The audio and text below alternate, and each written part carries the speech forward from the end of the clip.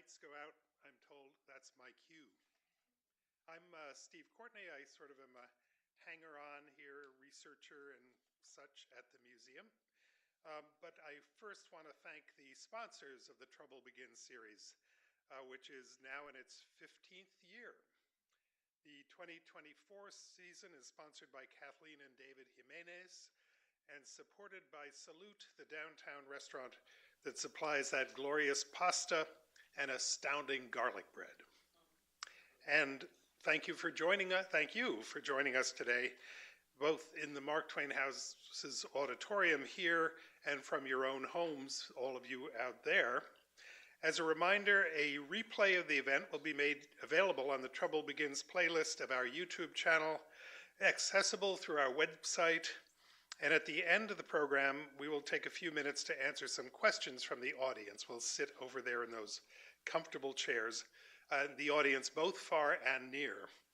When I first encountered the tragedy of Pudd'nhead Wilson in a literature class years ago, I wondered what on earth I was reading.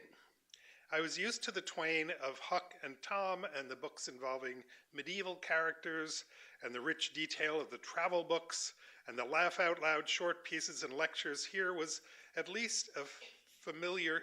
in Pudd'nhead Wilson was at least a familiar stage set, Dawson's Landing, which is the Hannibal of Mark Twain's childhood, or St. Petersburg of Huck and Tom. But then after that, everything went south. There was Wilson himself, an unsuccessful attorney, a wise man who was the laughing stock of the town, and who has a passion for fingerprinting. Some Italian twins who show up unexpectedly, a 1/16th black woman, visibly white, who switches her own 1/32nd black baby with her master's. These babies have odd names: Thomas A. Becket and Valet de Chambre. Melodrama, a haunted house, a murder, a dramatic courtroom exposure. Then in the edition I read, an add-on novella called Those Extraordinary Twins, which covered some of the same ground, but now the twins are conjoined. Huh? Well, now I learn, in the words of the Mark Twain Forum reviewer Barbara Schmidt, that I can throw away little paperbacks, like this one, and those Norton critical editions from the 1980s and 2000s. The edition we celebrate tonight, along with its editor, Benjamin Griffin, is founded, as Barb Schmidt says, on the bedrock of the original 1892 handwritten 81,500-word manuscript, now known as the Morgan manuscript, that has never been previously published intact. Twain himself referred to it as the original extravaganza. As Ben points out in his deeply helpful supporting text, since the 1950s, the racial issues raised in the book, raised by the actions of the enslaved mother Roxy, Mark Twain's strongest female character, have drawn comment and praise. Langston Hughes wrote in an introduction to Pudd'nhead Wilson in 1959 that Mark Twain, in his presentation of Negroes as human beings, stands head and shoulders above other Southern writers of his time. More recently, Toni Morrison, Mark Twain talked about racial ideology in the most powerful, eloquent, and instructive way I have ever read. The poet Amiri Baraka says, "It's a wild book. I've never seen anything so strong." Ben Griffin has been here before. He worked on the massive 3-volume autobiography that came out in the last decade, lead editor on 2 of the volumes. He edited 2 small gems of books, one of which is virtually a handbook for those of us who bring the Mark Twain House to the public eye, a family sketch and other private writings in which Twain himself speaks in detail about the family and the servants here. The other is Mark Twain's Civil War, which puts to rest the mythology, some of it Twain generated, about his brief role in the conflict. Ben is an editor at the Mark Twain Project, which is housed within the Mark Twain Papers in the Bancroft Library at the University of California, Berkeley. For more than 4 decades, the project has been producing a complete scholarly edition of everything the author wrote. A native of Berkeley, Ben was educated at the University of California and at Cambridge University. He specializes in Mark Twain and in the theory and practice of scholarly editing. He can, for example, explain why the introduction to this new edition is on page 511. On to Mark Twain's original extravaganza. Ben?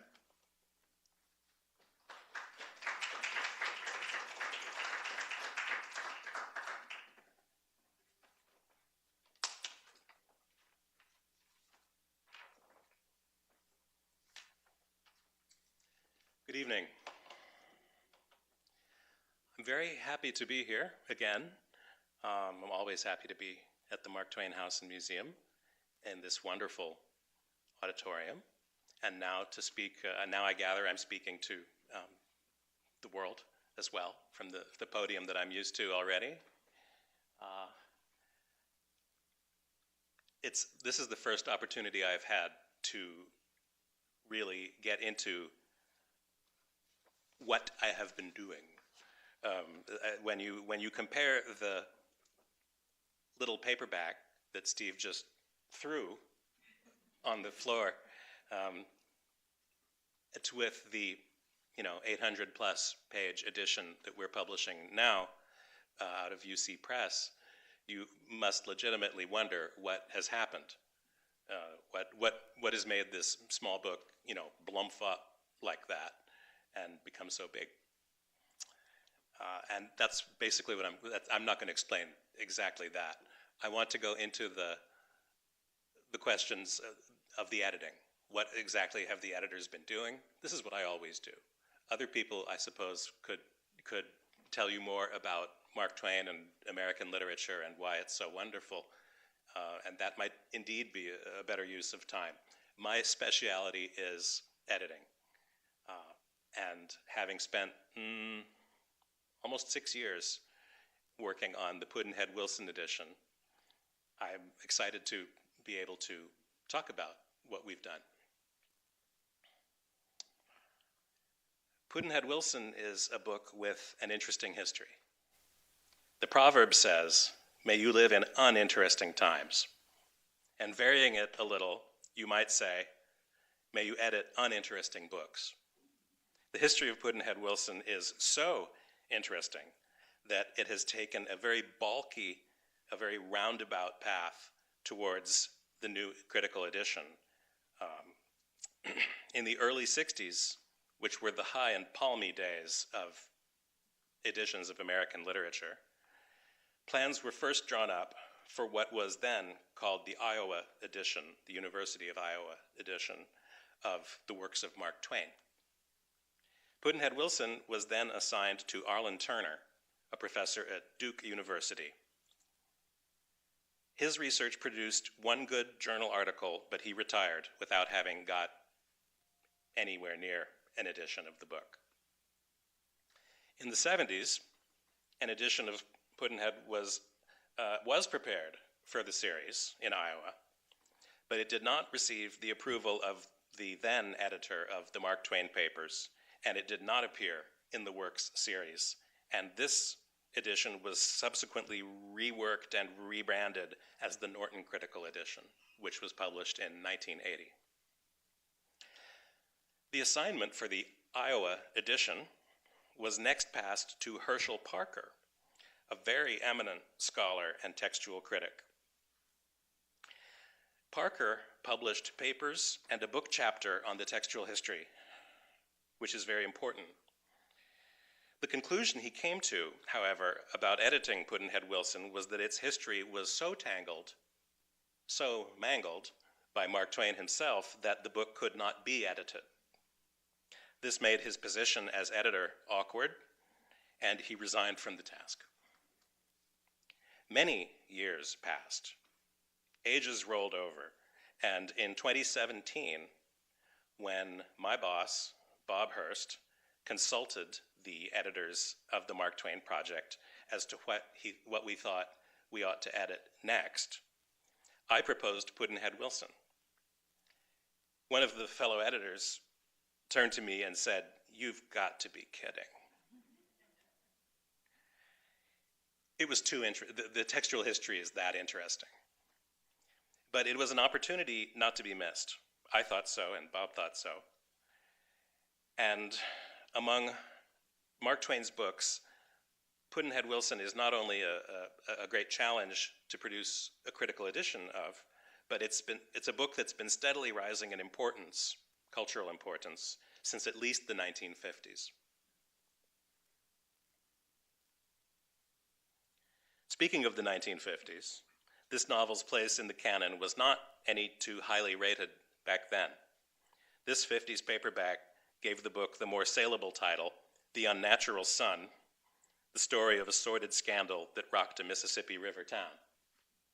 This was published in a series that also included such titles as Savage Mistress and Dope Doll. One of the most noticeable facts about the new edition is that it presents 3 texts, not one. There's the text of the Morgan manuscript, so-called because it's in the J.P. Morgan Library in New York. The text of the revised Pudd'nhead Wilson, which is reconstructed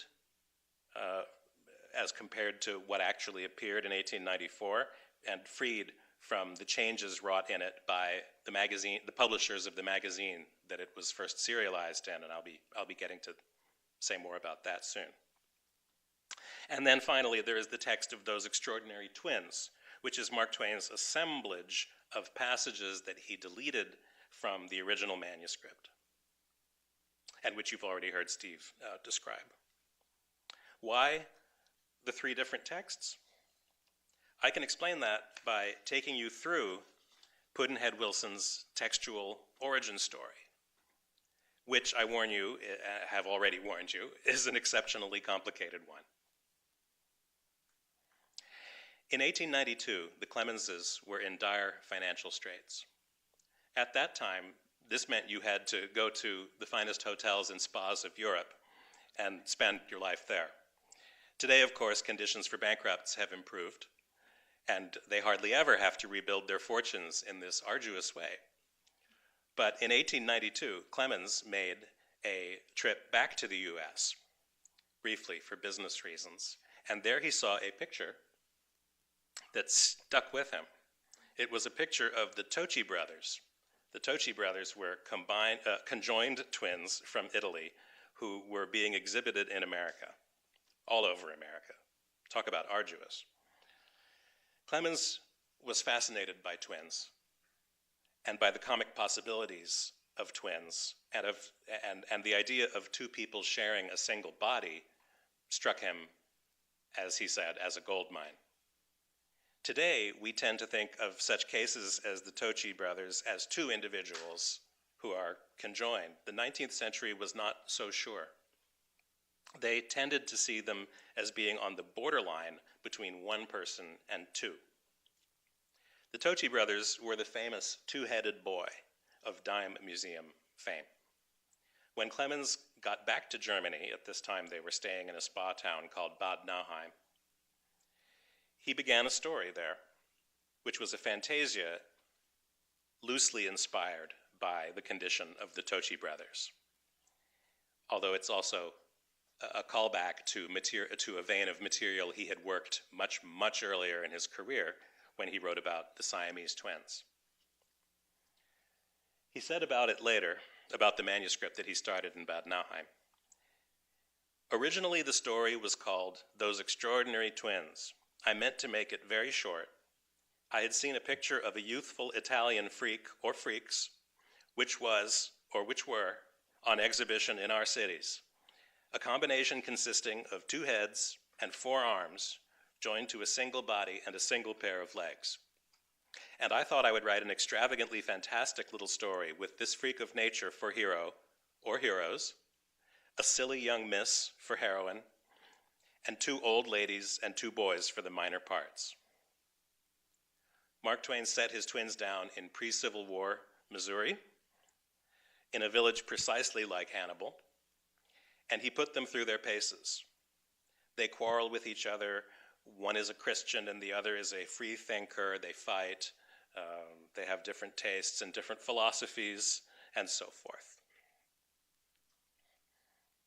Now I'm going to keep pressing this button, and it's going to keep building the the image of the map, if you will, of the relationship of the textual documents in the case. So he had his Bad Nauheim manuscript called Those Extraordinary Twins, and then the Clemenses moved again. This time they moved to a villa in Florence. So while that was happening, he had a typed version of the manuscript made. Once they were settled in Florence, Clemens continued to elaborate the twins' adventures, creating what has come to be called the Morgan manuscript. He added leaves of new manuscript writing to the typescript that he had now got back. So this became the first completed version of the novel, the Morgan manuscript. While developing the twins' business, Clemens had invented a minor character, the village intellectual Pudd'nhead Wilson. And he now created a storyline in which the twins would be accused of a murder for Wilson to solve at the end. And this would display Wilson's prowess as a detective. The murder victim would be the local judge, and the twins would successfully be defended by Pudd'nhead Wilson. Clemens was carrying along happily with this story when there was a stroke of luck. His London publishers sent him a copy of a book that had just been published. And this was Fingerprints by Francis Galton. Galton was a polymath of the 19th century type, and he has an important place in several sciences as a founder. He's one of the founders of genetics, and he's also one of the founders of eugenics, a more disreputable science. And in 1892, in this book, Fingerprints, he was the first person to ever suggest that, well, the first scientist to scientifically make the case that fingerprints were unique to individuals and could be used for detection of crimes. Clemens realized that Pudd'nhead Wilson is going to have to employ this sensational new method of detection. It would dominate his big, climactic, revealing courtroom scene at the end. He wrote to his publishers, "The Fingerprints has just arrived, and I don't know how you could have done me a greater favor. I shall devour it." But actually, what Galton had done was really to give scientific treatment to something Mark Twain already knew about. In Life on the Mississippi, written 10 years earlier, there is a mystery unraveled by means of a thumbprint. The murder mystery plot had now become clear. But as he wrote on, Clemens realized his subplot had as much meat on it as his main plot, or more. And he revised, building up a subplot which took on, as he hadn't before, the subjects of slavery, race mixing, and the nature of personal identity. It's a plot that turns upon, as we say, nature and nurture. This phrase, which Mark Twain does not use, was actually invented by Francis Galton. First person to wonder about the distinction between nature and nurture in the formation of individuals' characters.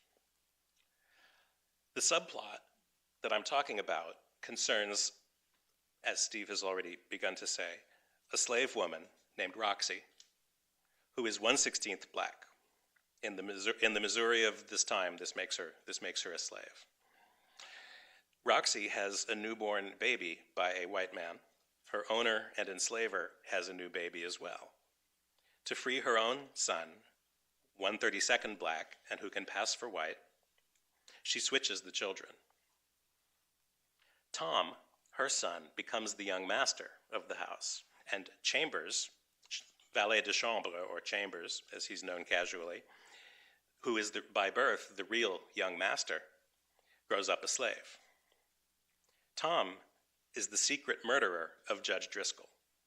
Up to now, I have to be careful here to distinguish between the plot as it exists and the plot as Clemens was developing it as he went along writing. Up until this point, Clemens had been writing as if Tom had killed the Judge Driscoll simply by accident in the course of a robbery.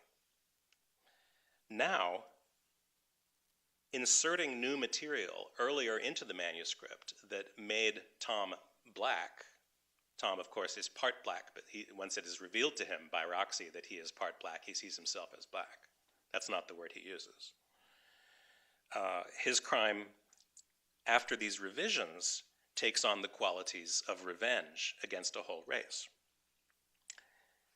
In this presentation, I'm using some of the illustrations from the book's very first published form, from the Century magazine, where it was serialized in full. These illustrations are by Louis Loeb. I don't think any set of illustrations to Pudd'nhead Wilson is very familiar. More familiar are the illustrations in the first American edition, which has a very idiosyncratic style of illustration, which again I will get to soon. But I'm fond of the Louis Loeb illustrations, and since they were approved by Mark Twain, they're published in the new edition to illustrate the revised text. Plans to have Tom discover that his, as some would have said, miscegenating father is Judge Driscoll. So in the finished story, you'll find that Judge Driscoll is only Tom's uncle. At this point, what we have in the course of the composition is Clemens shying away from a plot that he had considered and rejected. It would have been very strong meat for his readership and his publishers, but as long ago as 1962, Henry Nash Smith pointed out that the natural bent of the story is actually this, that Tom should avenge his birth as a mixed-race person on his slave-owning, race-mixing father, and that this father should be Judge Driscoll. Henry divined this from psychological premises. He didn't actually know, I believe, that in the manuscript, Clemens had been developing exactly that plot line. But Clemens lost his nerve and made Tom's father an absent presence, a long-dead, sort of non-character who is never brought before the reader's eyes.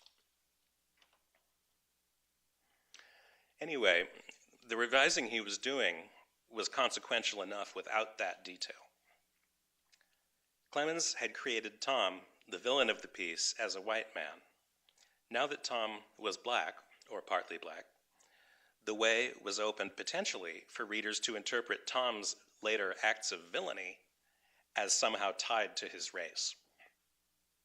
The question becomes, what really matters?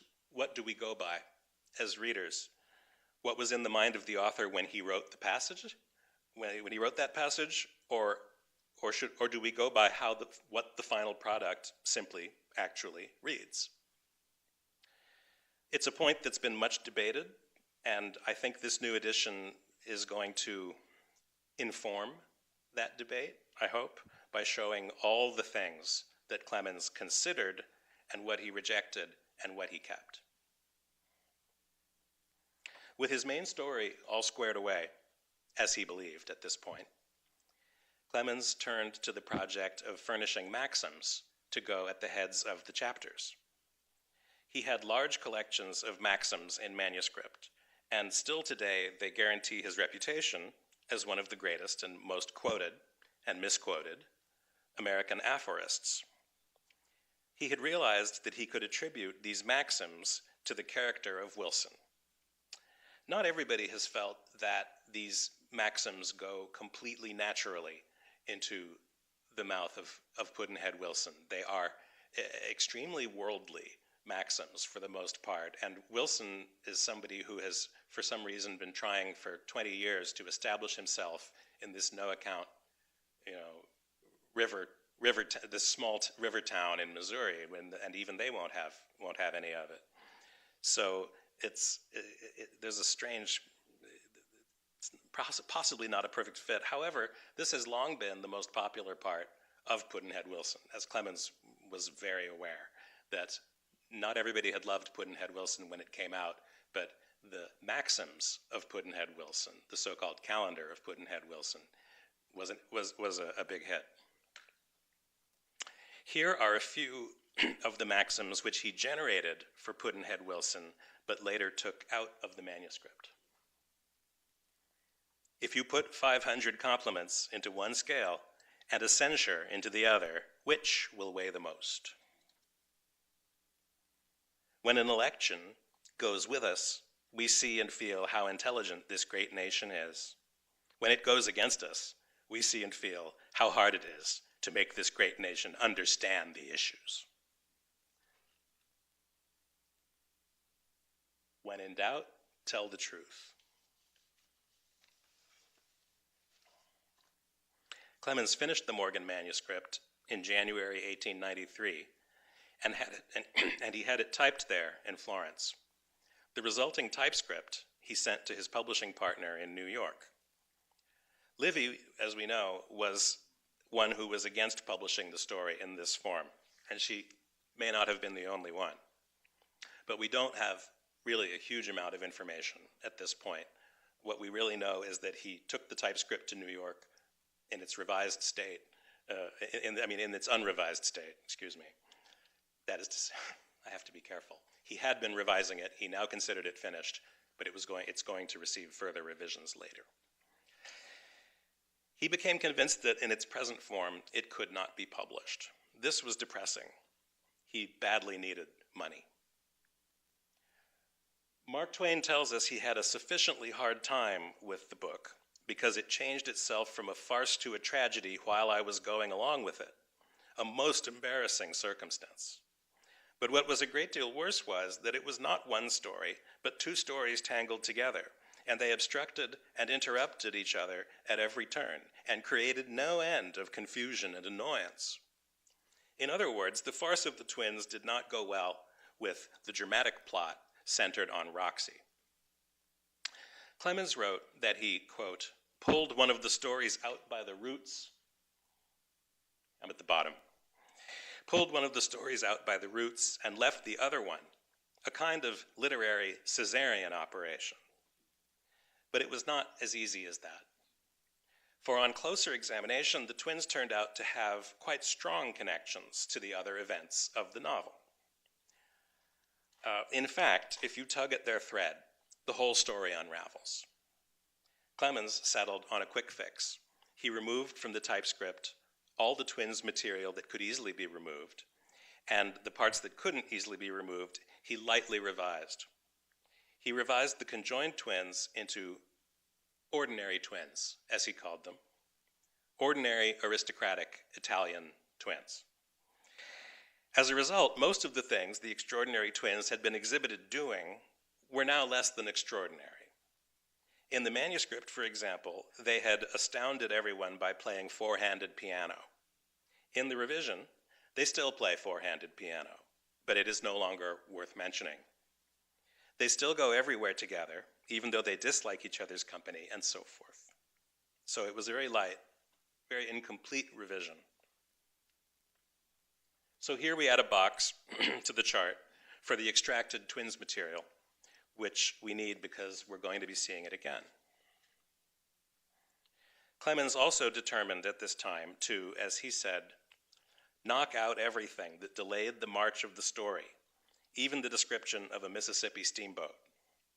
In the passage he's referring to, Roxy, who has been given her freedom, goes for the first time aboard one of the floating palaces, as Mark Twain calls them. And while it does not advance the march of the story, it is one of Mark Twain's tour de forces of descriptive writing. And it's clear that losing it caused him some regret. It's worth reading the Morgan manuscript just for the steamboat passage. This engraving shows the steamboat Grand Turk, pre-Civil War steamboat that Clemens was familiar with from his time on the river. It's the one he was thinking of when he invented, for Pudd'nhead Wilson, the steamboat Grand Mogul. But the manuscript was not revised by Clemens only. He submitted it to the Century magazine in New York to be serialized in full. And the Century editors revised it as well. And this is really where our heartaches begin. For it's the loss of that revised typescript that has posed all the editorial problems I'm about to outline for you. I've just said that this revised typescript is lost. It's revised by Mark Twain, revised by the Century editors as well. The lost documents are represented on this chart by boxes with dotted outlines.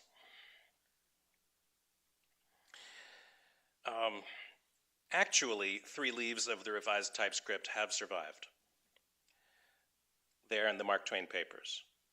Clemens removed these leaves, but kept them, or rather, I suppose, he forgot about them, and they were in among his possessions when his possessions became the Mark Twain Papers. As you can see, they are just scraps of text. These each one of them is a copyright page. One of them is, and 2 of them are the beginnings of chapters with the maxim heading. Probably he kept the 2 on the right because he thought he could do something with the maxims, having taken them out of Pudd'nhead Wilson. Why he kept the old, the unneeded copyright page, I don't know. Anyway, these fragments give us not a whole lot of information, but some useful information about the lost typescript. How could such an important, authorially revised typescript go missing? Well, this is actually typical of printing house practice at the time. Authors' manuscripts that had been used as printer's copy were normally destroyed. The manager of the press, where the Century was printed, wrote in his memoirs, he wrote memoirs, nobody published them, but he did write them, that no one took the slightest interest in the fate of authors' manuscripts. He wrote, "Once a month, all manuscripts, proofs, and letters of instruction that had fulfilled the purpose for which they had been written were tied up in a bundle by the composing room and stowed away. If an author requested the return of his manuscript and proofs, of course he received them. Otherwise, everything, by whomever written, was taken to the vault below and dumped into huge burlap bags suspended from the ceiling. Periodically, a man lowered himself into the bags and trampled down the contents solidly. Then the waste paper merchant hauled them away after paying a cent or 2 a pound." And that must be what happened to the typescript. The Century magazine had used it as printer's copy, and it ran Pudd'nhead Wilson in 7 monthly installments. Clemens corrected proofs at the magazine's offices in New York. And while the magazine parts were appearing, am I in the right spot? Yes, that's the London first edition that I've just added. The London book edition was being set in type using the magazine as printer's copy. But in the spring of 1894, the London printers ran out of copy because the final 2 installments of Pudd'nhead Wilson hadn't appeared yet. The printers appealed to what was left of Mark Twain's failing publishing company in New York, and they obtained a copy of some kind, and they went on printing. And this represents them obtaining copy. Whatever copy the London publishers received, and we don't know precisely what it was, must have derived from the revised typescript, with Clemens's revisions, but without the revisions of the Century magazine editors. So it's a valuable witness. In the final chapters of the book, the text of the London edition is therefore purer and more authorial than any other printing is, until now. The magazine also served as copy for the American edition of Pudd'nhead Wilson. But that American edition also contains another text, the collection of episodes from the original manuscript already mentioned, called Those Extraordinary Twins, an old title for something else, newly applied to a selection from the Pudd'nhead Wilson original material.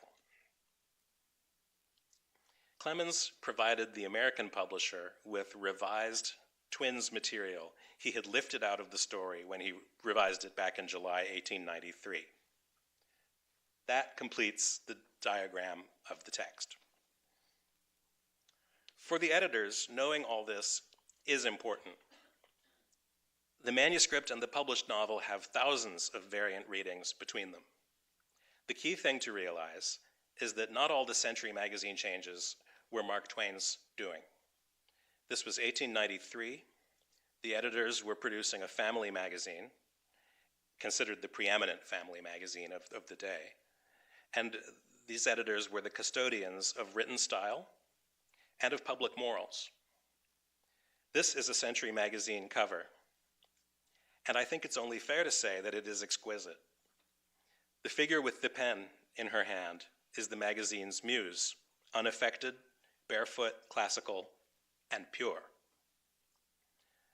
A Century editor once described their magazine as intent on, quote, good taste, the deletion of slang and coarseness, and the softening of all expressions and statements likely to offend.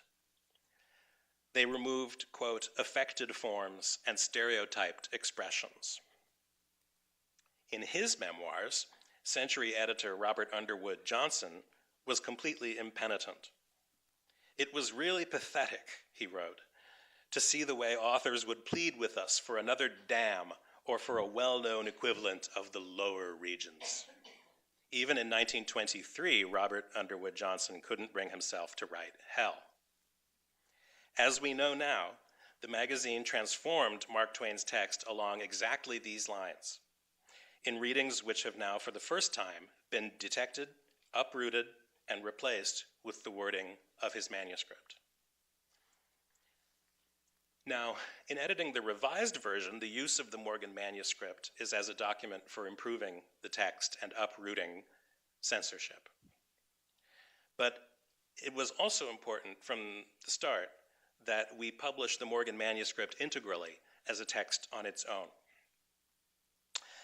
This is important for a couple of reasons. In the first place, the relationship of the manuscript to the novel that got later dug out of it has a central place in the critical literature.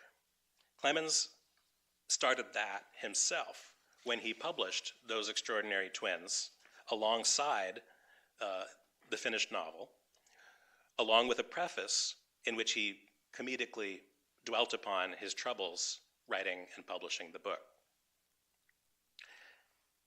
In the second place, the Morgan manuscript version is not some sort of draft, though it has sometimes been called that. I don't believe Clemens ever wrote a draft in his life. If by a draft we mean writing that we are expecting to come back to and touch up later. What he wrote was typically meant to be final, unless for some reason it turned out not to be. He considered this manuscript finished and publishable in January of 1893, and until he was convinced otherwise, he expected to see it published. Finally, the manuscript has special importance because it is a text of Pudd'nhead Wilson that exists in a totally authorial form. The published novel, as I've said, has been altered extensively by censors, editors, and compositors, people who set print. The idea of publishing the manuscript this way, oh, this is what I want. The idea of publishing the manuscript like that, as a legitimate version of the novel, instead of as an appendix or something of that sort, has, in fact, met with some resistance during our publishing process. Taking the step is radical. But, as I have argued, Wordsworth's Prelude is often published in editions containing both the original and Wordsworth's revised final text, and anything Wordsworth can take, our boy can take double. Not all of Clemens's revisions to the typescript were geared toward solving these overarching narrative problems.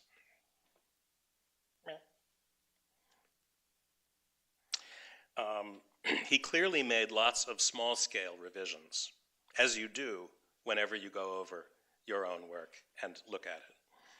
This was usual with him, but the trick is to distinguish Clemens's revisions from somebody else's. These figures show in a schematic way the textual situation that we're in regarding the revised version of Pudd'nhead Wilson. As I've mentioned, the typescript, had it survived, would have had Clemens's revisions written on it, and they would have been easy to distinguish from other people's revisions. All that information is gone into, as I call it, the black box. The black box is the undocumented area between the manuscript and the first publication of the revised version, which is the magazine. This is the area of missing documents, which we, as editors, have to populate with our imagination and our reason. Only the Century magazine is an authoritative witness to Clemens's revisions. But all that information, but the Century doesn't only incorporate Clemens's revisions. It also, as I've already listed, the other things it incorporates. In other words, any variant between the manuscript and the magazine could be the work of the author, the typist who made the typescript in Florence from the manuscript, the magazine's editor, or a compositor. These are the categories to which a critical editor aims to assign each and every variant reading. How is that done? Empirical knowledge of the author is very important. You should be soaked in your author. Empirical knowledge of the practices of the publishing and printing of the time is important. Psychology is a factor. And logic. Using those, let us look at the editorial work in detail by way of just a few examples. At the top, you have the reading of the Morgan manuscript. Then you have the black box. And coming out of it, the reading that eventuated in the Century magazine. Was Suffer, do you think, altered to burn with Satan by the author, the typist, the editor, or the compositor? Who would do that? I'm really asking. Who would do such a thing? You're guessing the author, and you guess, I think you get, that's my guess too. I think that's got to be right. It's not the sort of change that compositors make. It's a little creative. It's a little creative for them. It's a little creative for the editor. It's not obviously censorship. As a matter of fact, it seems to go in the opposite direction from censorship. It's a little profane, maybe.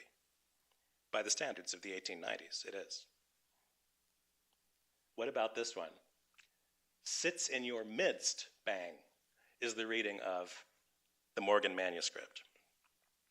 Who altered it to sits in among you, which is what appears in the magazine? Editor?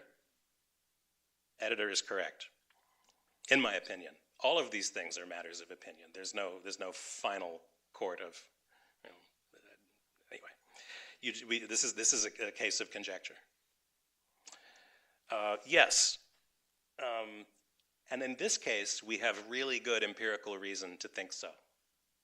Because the Century magazine, as we now know, had a style sheet which banned certain expressions, quite a few of them apparently, and in our midst is known to be one of them. This is an extract from the list. I never found the original actual in-house style sheet of the Century magazine, but I found a book from the 1920s that reprints it. And in our midst is banned, and among is required, among us is required. And as you can see, that's exactly the change that was made, and so we are 99.9% certain that this is an editorial magazine's change, and it's got to be altered back. We push them back when we can do it. What about this one? Had them squirt out an imaginary fire. This is in reference to the fire company. And really, would somebody censor the word squirt? Well, maybe, because in the Century magazine we have had them put out an imaginary fire, and who did that? Yeah, oops, got to be.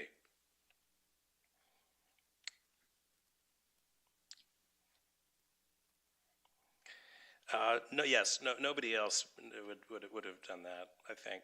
And yeah, squirt is in fact the sort of, if you think squirt is too inoffensive to be censored, it's not. In the Century's other publications of Mark Twain, you get them removing words like rot and hogwash and suppressing oaths even oaths like dern and by jings.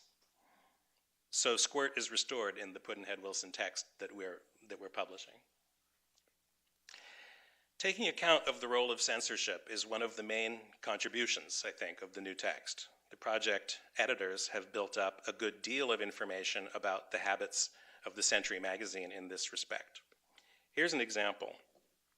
In the manuscript, Roxy says that her father was John Randolph of Roanoke, a Virginia aristocrat of the Jeffersonian period.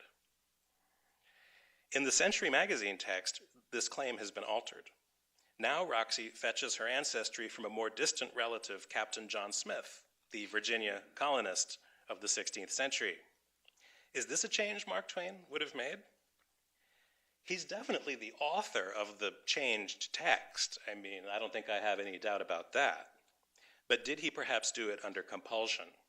I think we can assume so, that the Century editors balked at giving John Randolph a mixed-race, illegitimate child that he, that is a work of fiction. This imputation is a work of fiction by Clemens himself, who really composed in a state, he really, again and again I've found that Clemens writes in a condition of great freedom from social norms and inhibitions, and this is why he's so dependent on, he knows he's doing this, but it's how he creates, and he knows he's dependent on Livy and Howells and other people to come after him and sweep it up.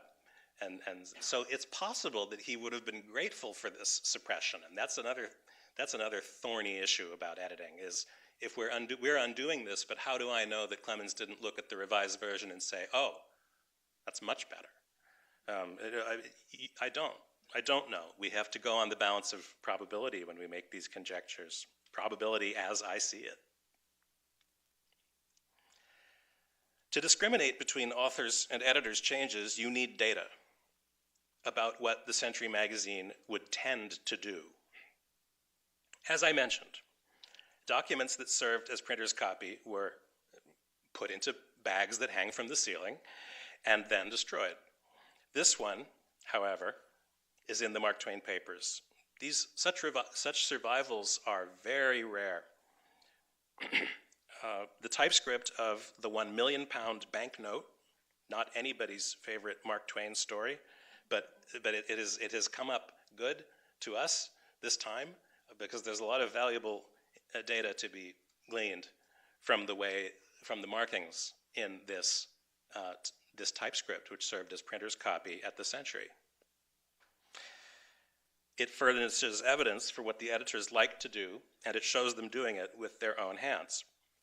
Here we see the editor's pencil changing spellings from trousers with a W, which is Clemens's typical spelling, to trousers with a U, spacing out contracted forms, couldn't, which is their house style, reparagraphing, making sure that Clemens has written these very short paragraphs like I said, colon, and that's clearly against their principles. Adding punctuation, you can also see commas being added instead of a hyphen in come. Deleting words and phrases, changing where sentences start and end. Here the and is going to, here that is going to get a period after it, and is going to start the sentence. And censoring. Here a damn is made into D dash.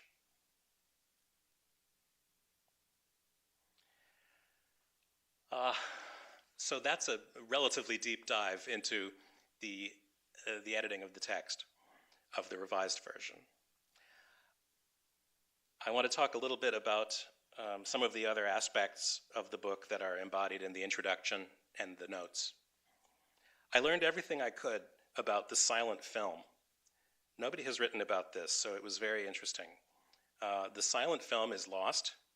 It was released in 1916. If this film were not lost, I think it would be very famous. It was produced by Cecil B. DeMille, and it was the first in a series of Mark Twain features that was authorized by his literary estate, with Clemens being only 6 years dead. at this point. It was made in the immediate aftermath of D.W. Griffith's The Birth of a Nation the previous year, probably in an effort to capture some of the racial paranoia market. Probably we are the richer for having lost it, but I am interested in it because there's such a challenge in trying to find out anything about it and reconstruct what you can of it.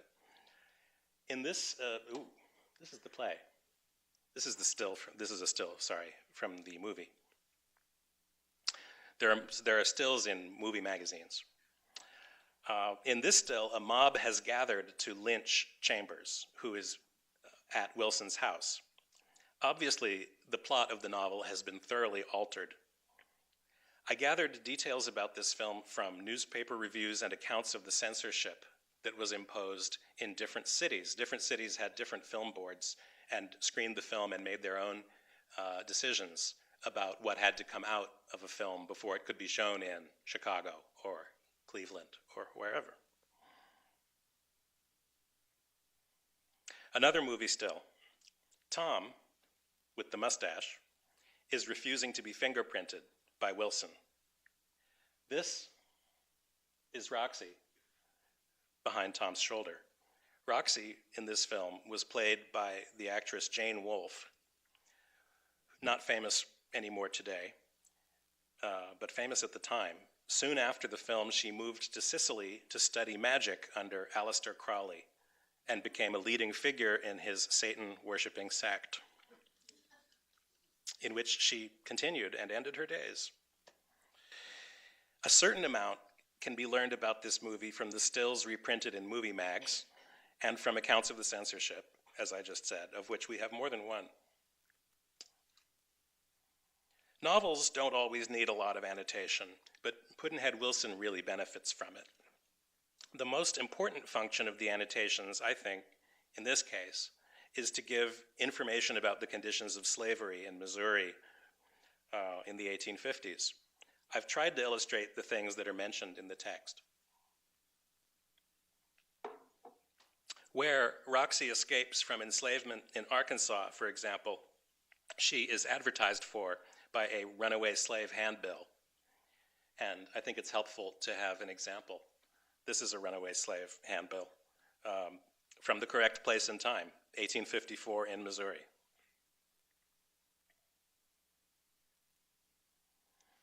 And there is never any telling where annotating Mark Twain might lead you. This is one of the maxims from Pudd'nhead Wilson's calendar. It is easy to find fault if one has that disposition. There was once a man who, not being able to find any other fault with his coal, complained that there were too many prehistoric toads in it. This always seemed merely whimsical to me, or bizarre, until I researched it and learned that finding prehistoric toads alive in your coal was very much a 19th century thing.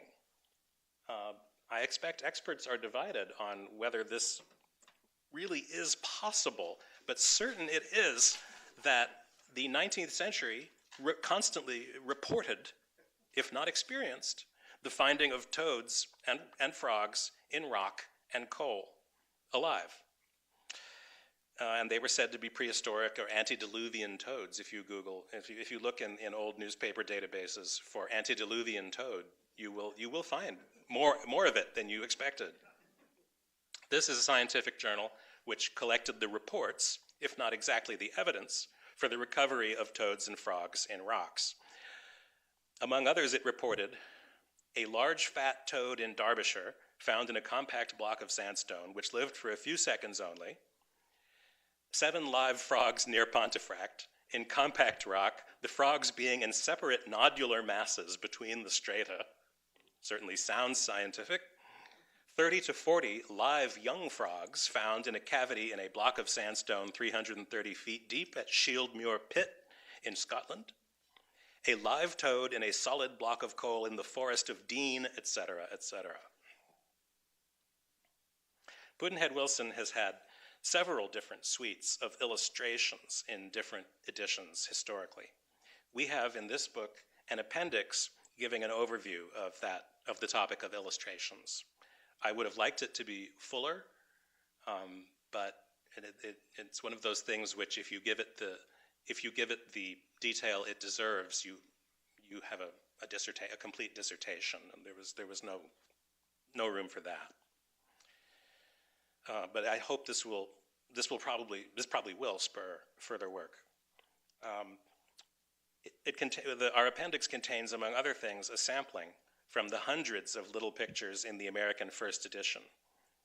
That book was illustrated with, as I said, hundreds of poorly drawn, often racist caricatures which populate the margins of every page. I don't think it's a very successful innovation. I wish I had a picture of one of the complete pages to show. I don't know why I don't. There's nothing. It seems likely that this suite of tiny illustrations never had Mark Twain's approval.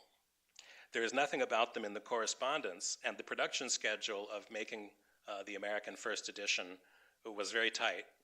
And Clemens was over in Europe, where getting things to him and back, on by steamboat was not fast.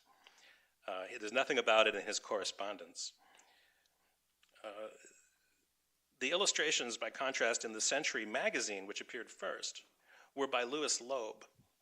They did have Clemens's approval, and they are in the new edition. Loeb's pictures are in the realistic, painterly style, which was popular at the time. They may remind you of the Sherlock Holmes pictures from the Strand magazine. They have never been reprinted in an American edition since the 1894 magazine.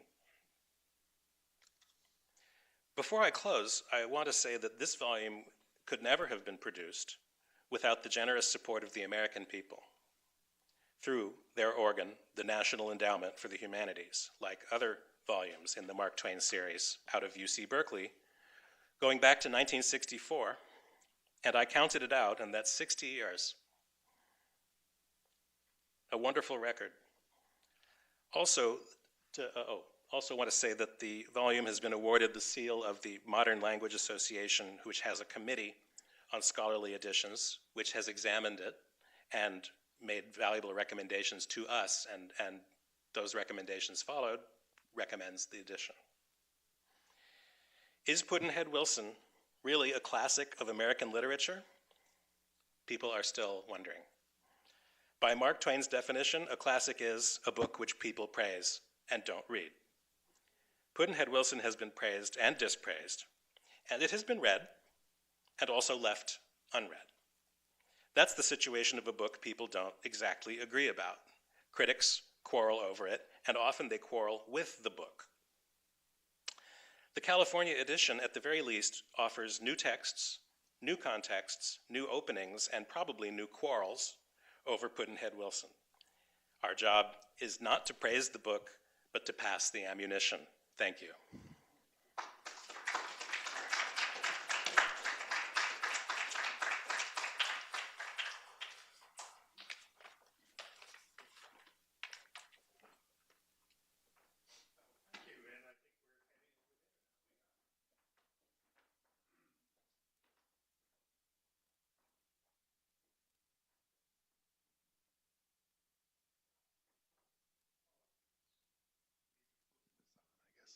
Hello, are you there?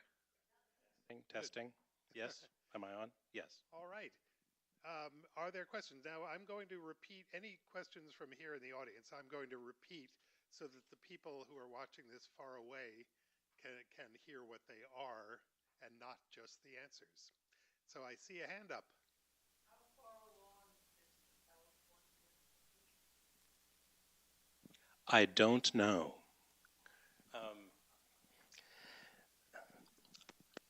The California edition is going to be an edition of everything Mark Twain ever wrote. Nobody has ever been able to figure out how much that is. Even if we went by just the papers that are in the Mark Twain Papers in Berkeley, I don't know how we could get a word count without having somebody read the entire archive. In any case, we've produced over 30 volumes. Clearly 30 more at least are required. That much is clear. What I fell down on the job. Just Oh. if I can interrupt for a moment, I should have said the question was how long will it take the Mark Twain Project to publish all of Mark Twain's writings? So I hope the question came before the answer. And you had a follow-up?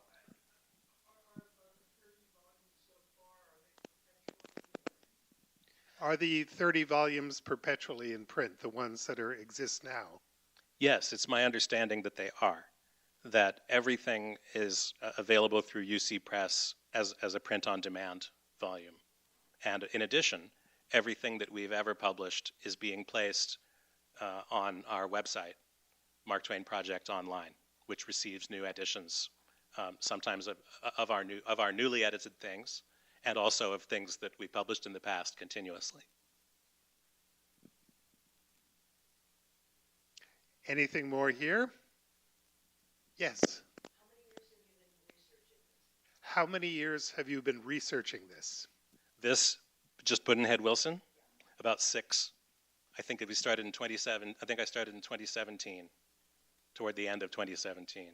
Is that more than 6? Was that 24 hours a day? Yes, it's 24 hours a day, and I don't sleep. They keep me in a lump of coal. No, but it has been just about full-time work on Pudd'nhead Wilson, which is an amazing opportunity. I mean, this kind of work, editing literature, is, when it's done at all, it's normally done by professors of literature in their copious spare time. That was irony, and the consequently, those projects can be this 7 years for one edition may sound like a long time. It would have been a lot more if I had classes to teach.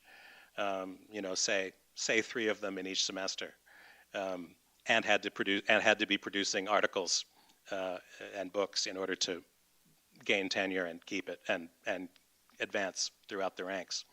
So I think the future of literary editing, if it's only possible, is to have dedicated cells of monks like us, only in one place does this appear to have taken root, and that's at the Mark Twain Papers in Berkeley. But I wish there were many more. Yes. Did you ever feel like giving up, or did you ever feel so, The question was, have you ever felt like giving up, or have you ever felt so confused? I can't go on. I think that's my favorite of any question I've ever been asked. No, oddly enough, not because of this. No, no. I think it's absolutely wonderful. I think this is if somebody saw me at work comparing, for example, in this work, I had to make complete transcriptions of the base texts. The manuscript, the other manuscript, the typescript, the surviving typescript, not the lost typescript. The American first edition, the Century Magazine edition, the London edition. All of these things I typed out. And then I did elaborate cross-checking using, in Microsoft Word, you can differentiate documents against each other. 2 of them, not more than 2. So a sequence of checks. It was like, this is a lot of transcribing. I mean, I've described it to people who said, you can't do that. No one would do that. That's insane. You're lying. I wouldn't do that for any money. And I thought, well, I like it. Any more in here? Or any from the outside world? Yes, we have a question from our virtual audience. Does your latest edition include a copy of the Morgan manuscript, or is it available for reading along with your edition? Well, the edition begins with the text of a complete text of the Morgan manuscript. It is not what they call a diplomatic transcription of the Morgan manuscript, like showing what's been crossed out and what's inserted, but it's a text of the finished final form of the Morgan manuscript, complete. I think that answers the question. We do have a couple more virtual ones. Good. I will ask in the meantime, why is the introduction Did on Mr. page Griffin 511? Well, this is for strategic reasons. I think one thing we learned, in the first place, we've been doing that for many generations. The introductions, so-called, that we write at the papers are so detailed and so long, and they aspire to contain everything that, you know, a scholar might possibly want to be able to know. And so they're pretty detailed and pretty long. They're probably not what many readers want to encounter on page 1. Now, when we published the Autobiography of Mark Twain, Volume 1 in 2010, UC Press was very keen that we not bury the introduction in the back, that we create a short, more, you know, a shorter introduction and place it at the front of the volume. And even then, people complained about it. Quite a lot of people complained about it. And there were very, what shall I say?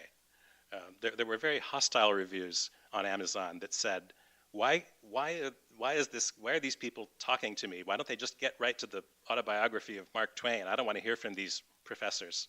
This is a promotion that we often get when people don't know that we aren't professors.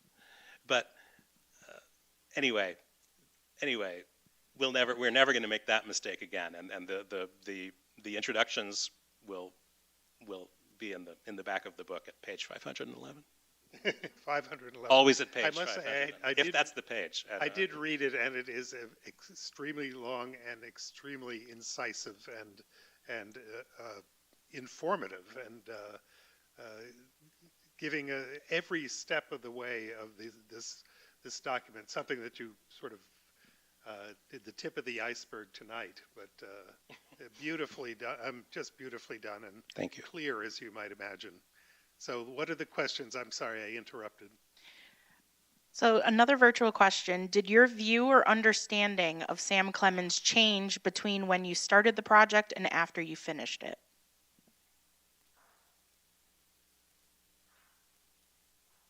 No. We'll take it. Did it change? Not in a substantive way, but always I'm learning, you know, and you learn a tremendous amount reading on any subject for, you know, an appreciable period of time. I don't think Clemens became a different figure to me, but I certainly knew a lot more about Pudd'nhead Wilson, and a lot more about Missouri, and a lot more about history. It transformed my knowledge of that corner of his output, and that's what happens when you work on things like this, I think. We have another question from our virtual audience. Have you searched for any remaining scripts of the silent Pudd'nhead Wilson film? Scripts.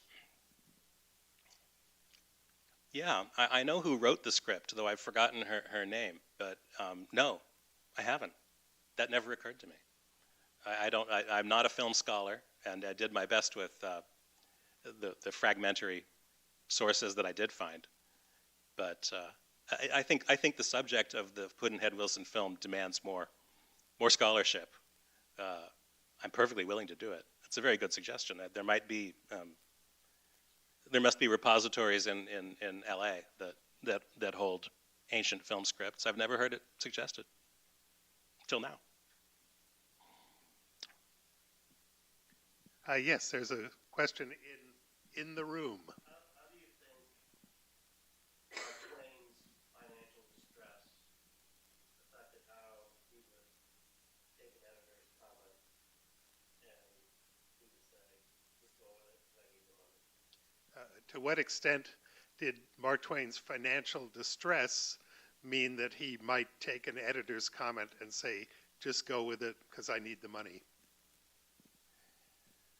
Yeah, I wish I were better able to, you know, empirically fill in that process. But as I was outlining, there's not a lot of direct evidence about how Clemens received those things. But there are, for example, I quote in the introduction an enormous outburst by Clemens, a multi-paragraph outburst in a letter to Olivia after somebody at the Century magazine had altered his punctuation. And he is, he's completely clear at all times. Here's the situation as I see it. Clemens is completely clear. He's given us lots of passages where he says no one is allowed to change his punctuation. No one is allowed to tinker with his spelling. He admits that he's not great with grammar, and he claims to be grateful for corrections of his grammar. So he's more than any author that I know about, he has set out for us the ground rules as he sees them. Now, those can't be the facts that actually prevailed on the ground. At the end of the day,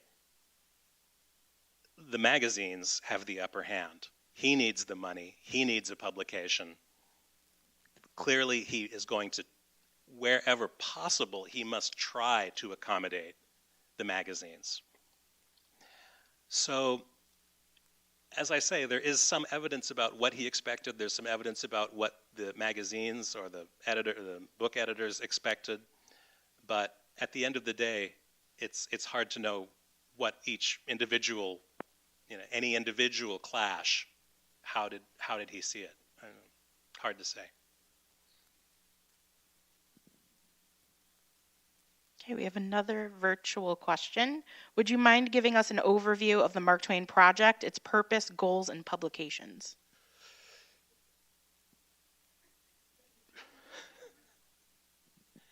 Well, no. No, I wouldn't mind. Though I would say that I would preface it by saying that a pretty full account of those goals and those achievements is on our website, Mark Twain Project Online, in a more formal form. But since the goal of the Mark Twain Project, as distinct from the Mark Twain Papers, which is the collection of manuscripts at Berkeley, the goal of the project is to create a complete scholarly edition of Mark Twain. We've already talked about how many volumes have been published, and like I say, although no detailed plan for by which one might mark our progress has been drawn up. We've continued to publish volumes since 1966, funded largely by the National Endowment for the Humanities and by individual donors, which is a long, it's a long, quite remarkable history. What is in the works right now, for example? The first, right now, well, if our current NEH application for a 3-year term is funded, then we are going to be publishing Mark Twain's notebooks online. Some of them we published as books, and the remainder will be re-edited for a new online. All of them will go online to a newly designed website. That's one thing. I am editing now Following the Equator, which is a big book. It's possibly go into two. Once it's been introduced and annotated, I can only imagine Following the Equator is going to go to 2 volumes. Carrie Driscoll, sitting here, is my co-editor on Following the Equator. I've established the text, and we're annotating it now. Carrie with responsibility for Australia and New Zealand, and me with responsibility for India and Africa. And so that's underway now. What else is underway at the project? Oh, The Innocents Abroad. We have a soon to appear edition of Mark Twain's first real big book, The Innocents Abroad. edited by Robert H. Hurst and others. And of course, the text of letters by Mark Twain continue to appear on our website. We have time for one more question if anyone in the audience has one. Okay, yeah, you could be our last one. Yes, you may. Are there other Twain books that have anywhere near as troubled, as complicated a textual history as this one? Are there any other Twain books that have as troubled a textual history as this one? No, I don't think so. But you never know until you research it. I mean, I suppose I could be proven wrong. But as things stand, yeah, following the equator is actually no mean problem, because Clemens had a manuscript of it, which underwent a tremendous amount of revision. And he had that typed up, and then he continued to revise both his manuscript and his typescript without having, I think, a clear plan about why, there's no real reason why they should diverge, but they do diverge. And is that just a failure of his process? Like, oh, I made this revision in the manuscript, but I failed to carry it over to the typescript. He really didn't care that much, is how it looks to me. But we care, because we have to know how to handle these things, because we're only going to produce one edition of Following the Equator, not two. So it actually is a very interesting textual situation. And you only find out what the fascinations of a textual situation are once you open it up and start working with it.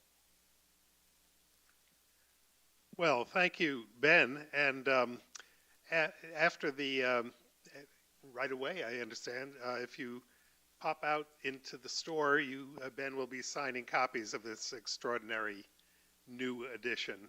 And I think probably there's something posted for you faraway people to similarly buy this if you'd like. And but thank you all for coming, those of you far away and those of you here in the room. Interesting, wonderful, wonderful presentation, Ben. Thank you.